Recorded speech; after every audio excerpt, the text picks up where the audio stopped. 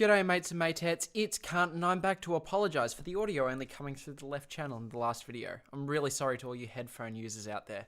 Due to a faulty headphone adapter, I could only hear out of my left ear, so I didn't notice the issue until after I had uploaded the video.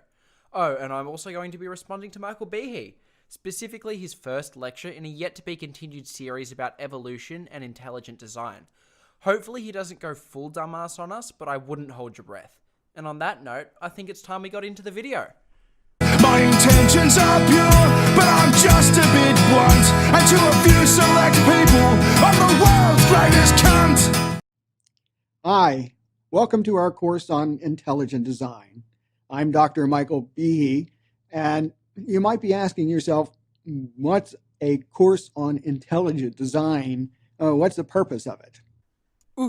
I know. Is it to intentionally deceive people and get people to join your particular brand of stupid club? Also, what is wrong with your audio? Fuck, it makes my audio look good and that's dog shit. And turns out that the purpose of it is to address the greatest question ever. What's it all about? Well, that's a stupid thing for an intelligent design and evolution lecture to talk about. Shouldn't you focus more on what is instead of what's it all about? Otherwise, you're just talking about philosophy, a field which is relatively ascientific. Look out at the stars, or look at an ocean when you're near one, and look at the mountains. You ask yourself, where did all this stuff come from? Okay, I've considered all those questions and come to the startling conclusion that I really don't know. If only there was a field of professionals that dedicated their lives to finding the answers to these questions. Real tragedy that doesn't exist though, am I right? No? Oh. Okay, well, somehow I feel like you're going to dismiss them completely. Who am I? I'm cunt. Am I anything? If you mean, do I exist? Then yes I exist. Who are we? We're humans. Specifically, we are Homo sapiens. At least that's what we call ourselves. What is this stuff that I see? The product of a host of different natural processes not influenced by a creator, hence the term nature. Is there a reason for it, or is it some sort of accident? Is it no particular reason? Accident implies intent. There was none. No reason either. Just nature being nature in all its pure randomness. Or is there something behind it? Of course, such a question is very broad. You don't say. That string of questions is broad to the point of being unanswerable. It covers nearly every field of science. Even if we could get the answer to life, the universe and everything, it wouldn't be something that you could understand because it would be at such a high level that only professionals who have studied their asses off for their entire life would even be able to fathom a single aspect of it. It's not as simple as just saying 42.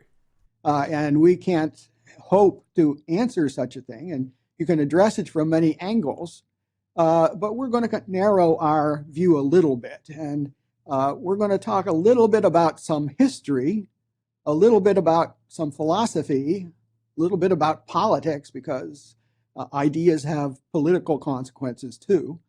None of those things, apart from history maybe, has anything to do at all with intelligent design or evolution. They're simply unrelated fields. Philosophy, what does that have to do with proving that the earth was designed by anyone? You can't theorize God into existence. That isn't how that works. And you can't say that certain political policies has anything to do with what objective reality is. So these aspects of your lecture will almost certainly be used as a smoke and mirror tactic to distract from the science which doesn't support intelligent design and doesn't support the fact that we were created. But mostly we'll stick with biology, and in particular biochemistry, which turns out to be the foundation of life. It turns out to be the deal with the molecular and cellular foundation of life.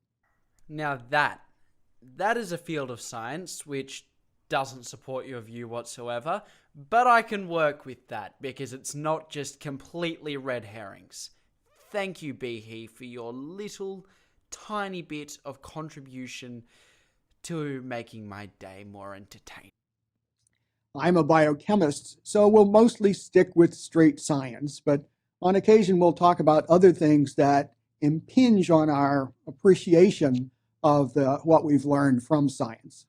Well, as long as you don't throw up too many red herrings, that sounds fucking amazing.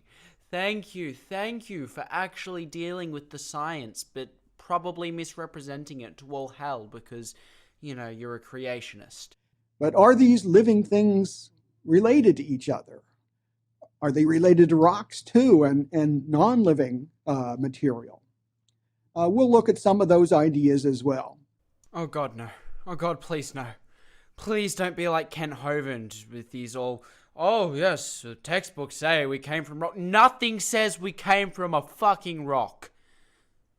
I'm going to cross my fingers and hope that he doesn't actually misrepresent it when he talks about it, but from this overview, I'm getting a bad impression. See that from the beginning, from the very start, there were two broad views of life and the question of what it's all about.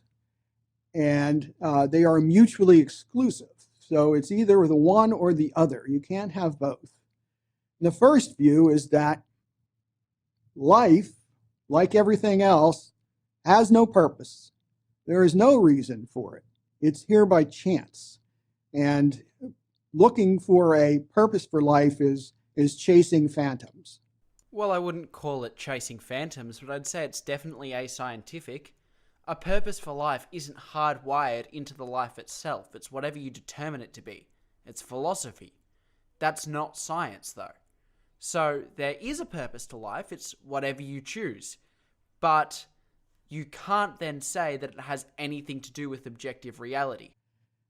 The second point of view is that life was put here, along with everything else, along with inanimate matter, and that there's a purpose behind it, that life was purposely designed. I have no issues with that explanation, but I think that the concept itself is laughable because there's no evidence whatsoever to suggest that. I'll let you back up your own claims, though.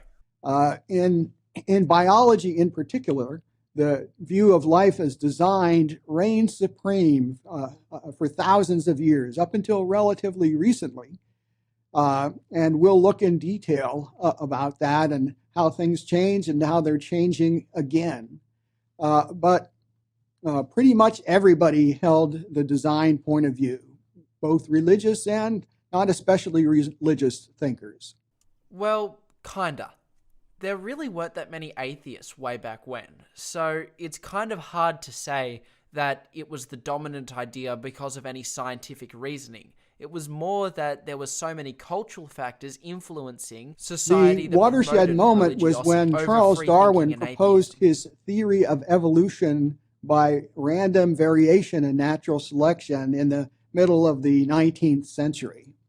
As you know, he proposed that organisms were born with little changes here and there, and sometimes the changes helped the organism survive, and that would survive and take over the population, and another change would come along, and through these small changes, organisms would evolve, would become different. Well, I'm quite impressed with how honestly you describe Darwin's theory. Usually creationists go for a Lamarckism kind of spin on it, but I'm actually happy that you properly presented Darwin's ideas. And you're right, Darwin's theory was considered to be the first, or one of the first examples of really scientific methodology put into practice and bearing fruit. Well done.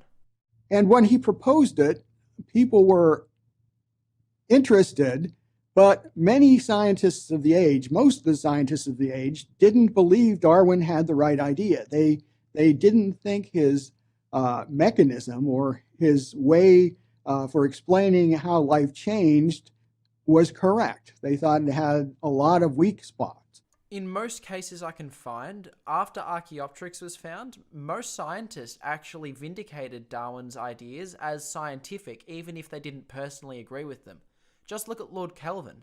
While maintaining a creationist point of view, he remarked that Darwin's ideas were not unscientific. Nonetheless, the idea of evolution took over science pretty quickly because it seemed that science could address this question of how life changed, where it came from, and so on. So although people back in those days didn't think Darwin's theory was the right answer, they thought there probably would be a scientific answer. I mean, sure, but many tests after Darwin have vindicated Darwin's theory, and it hasn't been debunked thus far by any of you cretins, so I'm just going to call bullshit on there being any other explanation that can possibly come close to the explanatory power that the theory of evolution has.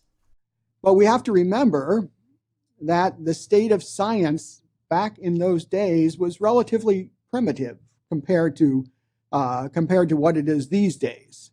Just to give you a feel for that, back in the mid-19th century, cells, which we now know to be the foundation of life, were thought to be pieces of jelly, pretty much, protoplasm, simple things that did what they did through mysterious fashions.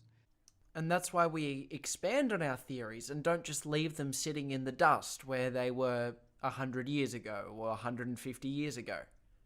We don't just stagnate in science, we grow. That's how that works. And when it would be found out, we would find out that it was really pretty simple. Well, I don't think cell theory is exactly the most simple or intuitive thing in the world, but yeah, it is scientific. Well done. What's your point? Molecules, which we also know to be a building block of everything, including life, molecules were theoretical entities back then. Nobody really knew if they existed or not. It wasn't until 50 years later that science became pretty sure there were such things as molecules. Okay, cool, but please get to the fucking point. So as you can see, Darwin proposed his ideas about life in an age when science really couldn't evaluate them. Since we now know life is built on a very intricate molecular foundation, and molecules weren't even understood back then, people could not evaluate Darwin's theory very well. I mean, they couldn't point out all the flaws that we know were in the original theory of evolution, but it was still pretty easy to evaluate to a fair degree of accuracy. Did it make testable predictions? Yes. Were those testable predictions fulfilled in observational science? Yes, empirical data supports that. Archaeopteryx is found. Darwin did have a very strong case for his theory, and that has just continued today. I have no idea why you would think that increasing research would conflict with evolution at all when it is, in fact, what vindicates it. Let me save you some time here. Since we know more about science, it is more complex. And if it is more complex, since we invest more money into it, and that the foundation of life is much more elegant and intricate than anybody then knew. And this has made the idea of purposeful design very much stronger in the eyes of people like me. Then people like you shouldn't be scientists. You would make great philosophers, but I think a scientist really doesn't suit you well, considering you're ignoring evidence in favor of probability in this weird philosophical way. Because if there's evidence that it happened, then it happened. I don't give a shit what the probability was of it happening. If it happened, then it happened. The design